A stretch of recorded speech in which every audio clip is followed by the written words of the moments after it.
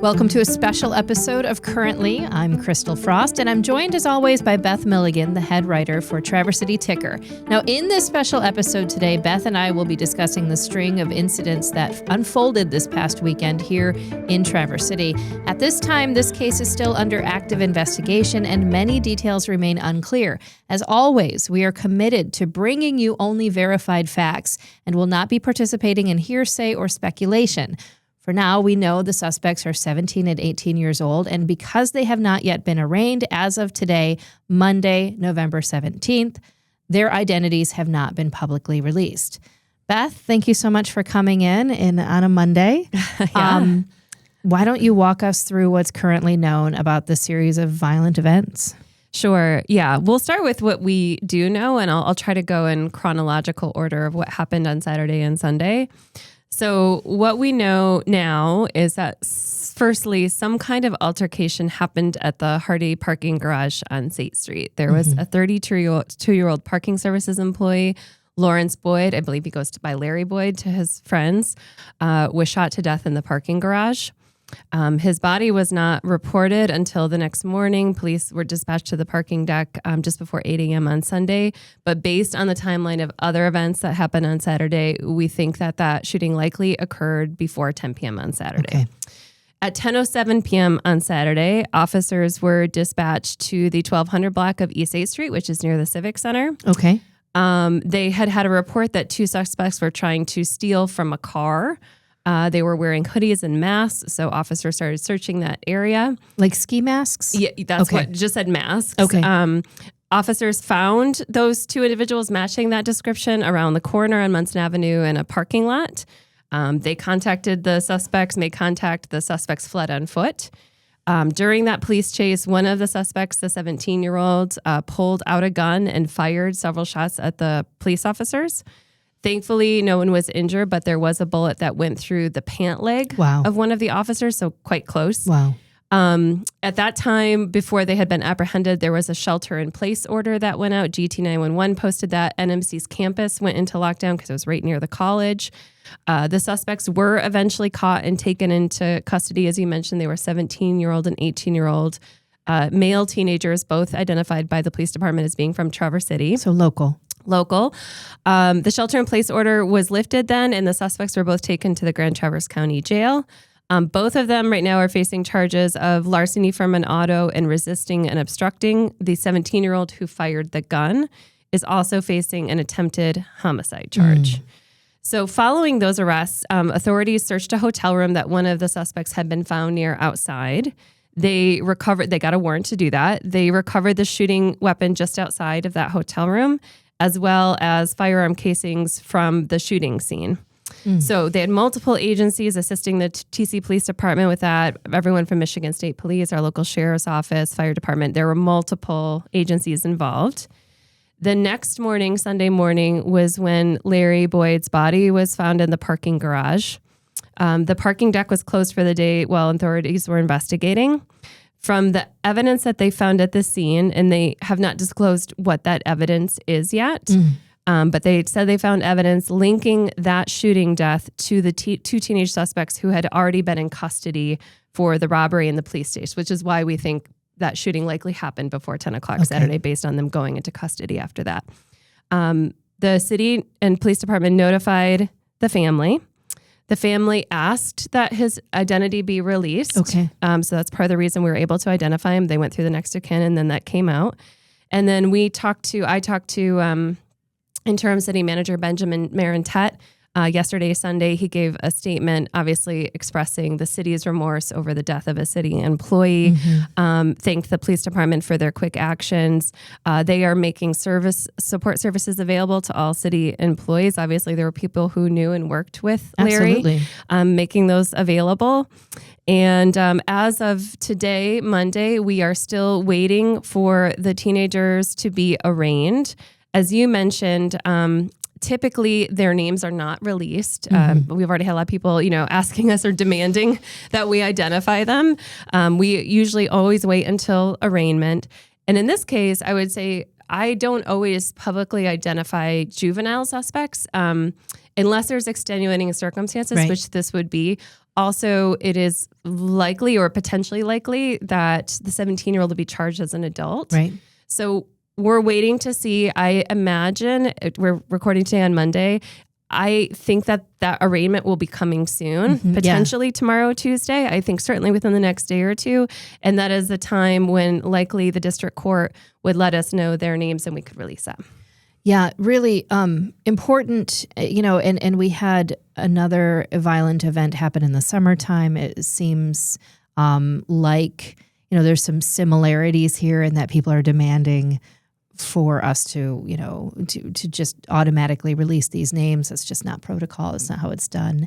And also, I don't have them. And you don't know it. I will just say I'm not withholding information from the public. Typically, those names are also not released to us in the media or to anyone in the public until they are in the court system and they have an arraignment date, and then we learn the names. I mean, just a lot of things to think about, to digest. One thing that I wanted to mention is that interim city manager Benjamin Marentet, the city is involved because just in the last year, I believe they have absorbed the parking structures and the parking as a program within the city. Is that right? That's right. So the parking used to be run on a contractual basis. I mean, the parking is obviously within the city of Traverse City.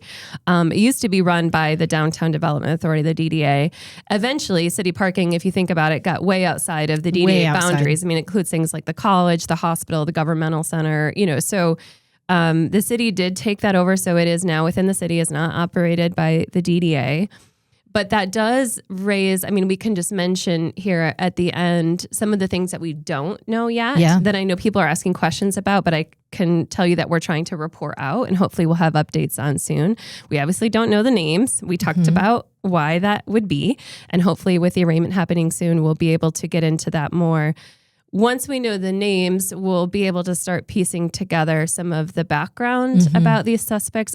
Obviously, this would be tragic no matter what, but the ages of the suspects involved are causing quite a bit of public concern about how teenagers could do something this horrific. We don't know their motives. We don't know why this happened. We don't know their school or living situations, their employment, any other circumstances that led to this. We don't know why they were at a hotel if they live in Traverse City. As you mentioned, there's been a lot of wild speculation, which we've talked about before and currently with the Walmart attack about. That's usually not helpful. No. And often can be stereotypical or ugly. And the reality is that no one, including us in the media, but also no one on social media, knows some of these crucial details right now outside of the suspects themselves and potentially the authorities, depending on how far they've gotten into their investigation. So we're trying to be careful about that speculation and really just go on the facts. The last thing I want to say that we don't know about that we're going to be looking into is what happened at the parking garage. We know Larry tragically was shot to death. We don't know why the suspects were at the parking garage, what led up to him being shot, if they were, tampering with a car, trying to steal something. We don't know that. We don't know anything about what happened at the garage.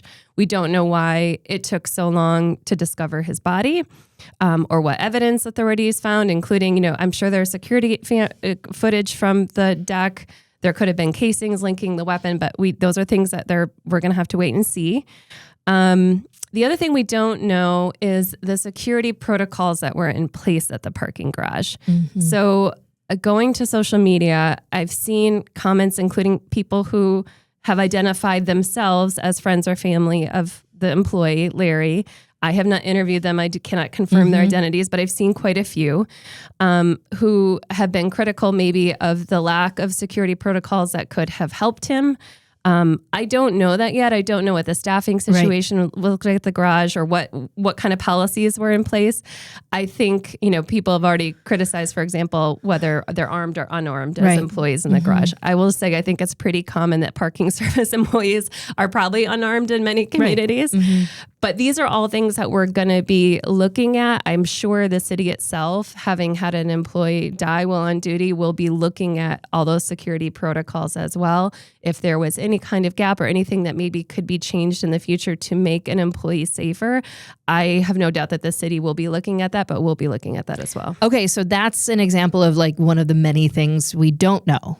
Yeah. And actually, as we're recording this, since I have my computer up in front of me, we actually I just got an email from Benjamin Marentet, the interim city manager. I had asked about some of those security measures. Oh, wow. I'm literally getting this live. This is happening right now. This is news. This is happening right now. So I asked him about the security measures within the Hardy parking deck. Sure. He did confirm that there are security cameras there, which we thought they were, but I wanted to verify that. He generally declined to comment on security measures. He said he's done that with other media outlets because disclosing them could compromise their security efforts. I'm going to read directly what he said here, though, because there's a couple interesting updates that will address some of what we just discussed. Okay. He said, "We're still reeling from the shock of this terrible tragedy. As is the case whenever there are incidents like this, we will be examining carefully what additional protocols or measures could be implemented going forward. Additionally, I must note that our police department has an active investigation underway, which also limits my ability to comment." He does say that employees of the parking garage have access to a department-issued mobile phone. Employees are not allowed to access their personal mobile phones when in the office itself. When they are on foot to walk through the facility for inspection-like purposes or when leaving the office space itself, they have access to their personal mobile phones. I think this is relevant because, again, in some of these online comments that I've seen, people are wondering about a city policy that limited employees' abilities to have their own cell phones on them. And if something had happened to Larry in another part of the parking garage, he couldn't call for help. We still don't know if he had a phone on him or if he was able to call, or we don't know if he died immediately. I don't want to speculate on that for the family's sake. We don't know that yet. But this is an important, I think, answer from the city that, according to Benjamin, while they're not allowed to access their own cell phones in the office, they are allowed to have their phones when they are walking through the facility to inspect it, or once they leave the office space of the parking garage, and also have a department-issued mobile phone. So they have a department-issued mobile phone while in the building, but not the outside parking garage. Well, it sounds like when they're, again, he says when they're walking through the facility to inspect it or when they leave the office space itself, they have access to their personal mobile phone. Okay, so they can, that's a really good thing to note. So, and again, we don't know what played out here. Sometimes someone may have seen, maybe, I'm trying not to speculate, but someone could see something on a security camera, go quickly to address it, not bring their phone with them. We just don't know what happened. Right. But I think it's important to address at least what the city policy was, whether it was followed or not in this situation. Well, outstanding reporting and literally up to the minute. So thank you so much for that. I just want to say thanks again for your work reporting this case. It's certainly one that is impacting many in our community, and we're really lucky to have you and our other Northern Michigan journalists who are reporting only the facts in a timely and professional manner. And please join us for our regular episode of Currently, which launches this Friday morning. That's where we're going to continue to bring you information on this case. Thanks for listening. And Beth, thank you. And let's take care of each other.